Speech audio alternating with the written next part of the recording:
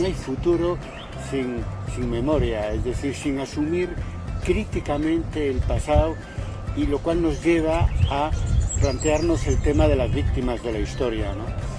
Es decir, si no somos capaces de hacer una historia y de construir proyectos de futuro, apoyándonos en una historia que vaya más allá de los vencedores y que incluya a los vencidos, pues habremos fracasado como sociedad, ¿no?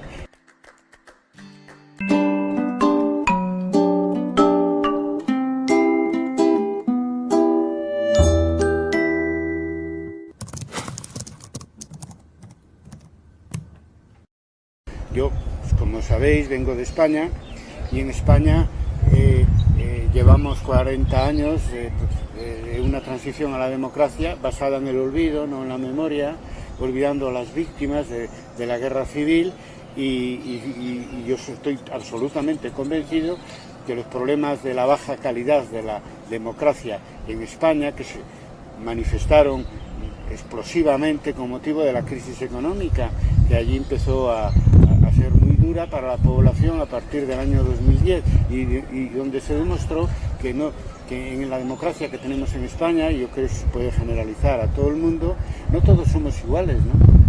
Que a pesar de que la gran banca es la que genera y provoca la crisis, quienes la pagan es la mayoría de la población. No solo las clases populares, también la clase media, por no digamos la universidad, que está en una auténtica crisis en España, como en otros países donde se han aplicado políticas muy duras de austeridad. Entonces, ¿qué quiere decir eso? Que tenemos una democracia que no sirve para garantizar, digamos, el bienestar, y se ve muy claro en momentos de crisis económica, y una de las razones es que es una democracia que se construyó sin aprender del pasado. Me ha gustado mucho aquí en Colombia, cuando se plantea el tema de la memoria histórica, se dice para la no repetición, para que no se repitan los acontecimios.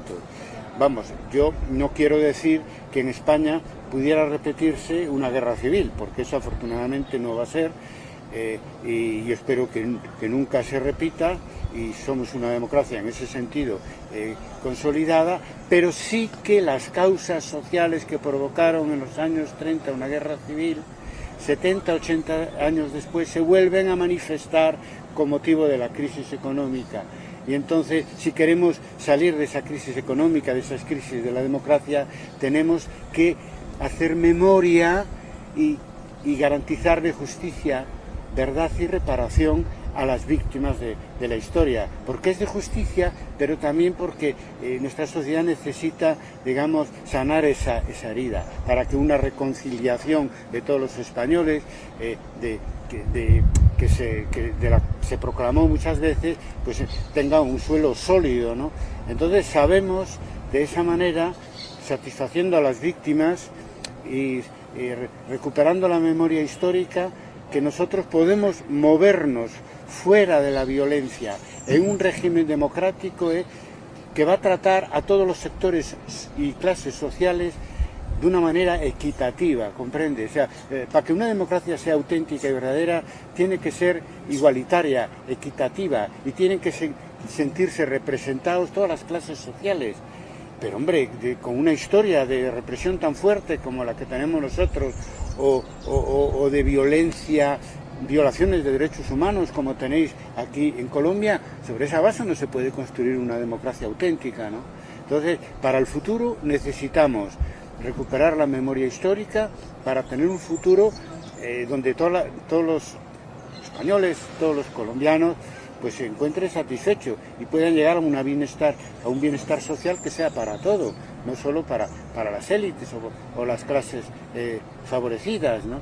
Y eso es lo que explica que el problema de la memoria histórica sea un problema internacional, sea un problema global, sea un problema mundial, en lugares donde hubo dictaduras, en lugares donde hubo conflictos armados, como vuestro caso aquí. Entonces no se construye futuro si no hay verdadera paz, y no hay verdadera paz si no hay justicia, verdad y reparación para las víctimas de las dictaduras y de los conflictos anteriores.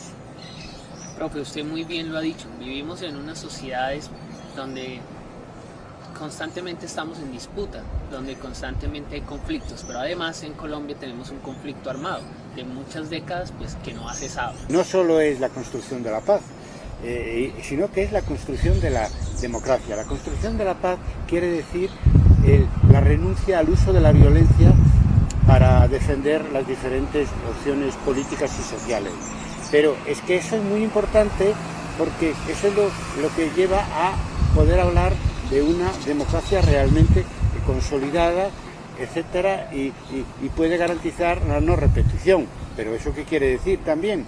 Quiere decir que sobre todo los poderes establecidos tienen que admitir, además de su responsabilidad en buena parte de las violaciones de derechos humanos, como igual que el otro bando, pero probablemente más, tienen que admitir también la alternancia, es decir, de que una democracia plena, todos los sectores y clases sociales, a través de los partidos que representan, tienen la misma posibilidad de llevar al gobierno.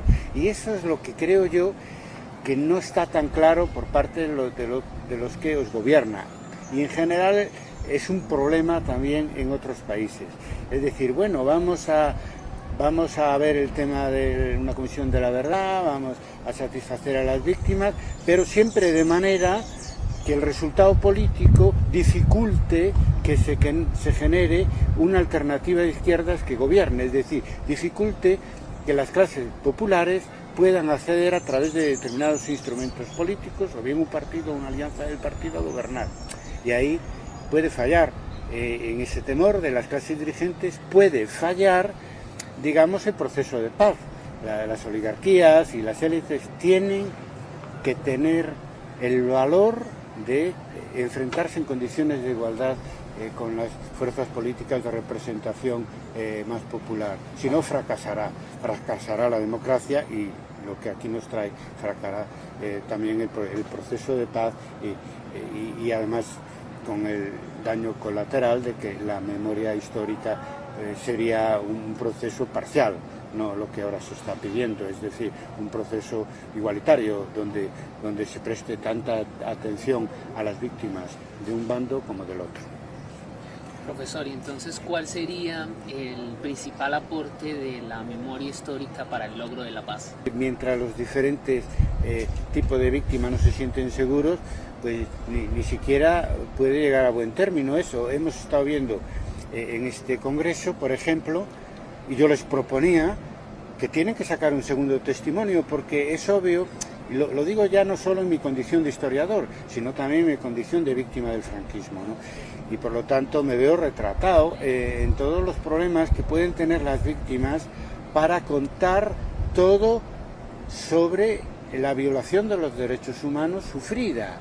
Porque claro, aquí se planteó, por ejemplo, que hay un problema con la seguridad de los archivos orales, ¿no?, de los testimonios de las víctimas.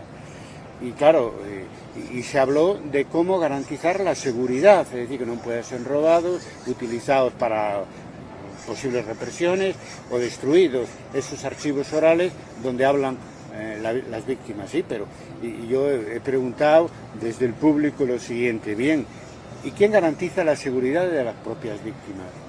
¿Y cómo se siente una víctima cuando continúan las acciones represivas, ¿no? Es decir, se siente con temor y de una manera precavida. Muchos seguramente no querrán dar testimonio, y los que dan testimonio, estoy convencido, y de hecho los que están en esto de entrevistar a las víctimas asienten, de que son testimonios con muchos silencios.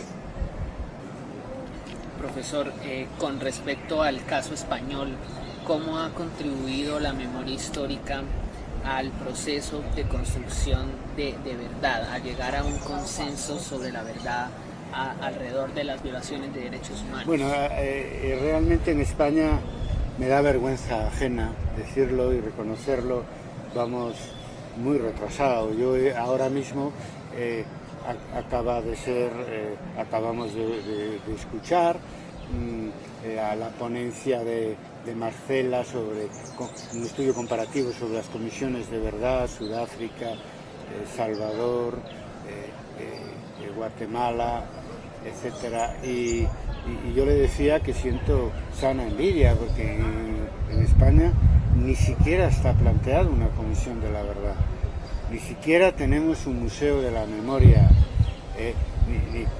la ley de memoria histórica de 1900, del año 2007, gobernando el Partido Socialista, es una ley que se queda muy por debajo de todo lo que se ha conseguido ya en cuanto a derechos humanos y memoria histórica en América Latina, pero en determinados países de América Latina. Pero fíjate tú que incluso, ya no digo juzgar a los responsables de la represión franquista, porque eso se cierran en banda, ¿no? Es decir, dicen que, como está pasando todavía en América Latina, que la ley de memoria, las leyes de amnistía después de la dictadura, que garantizan la impunidad de los represores, pero es que ni siquiera en temas de justicia quieren anular las indignas sentencias de tribunales militares para que fusilaron a dirigentes y a militantes de la izquierda o simplemente democrático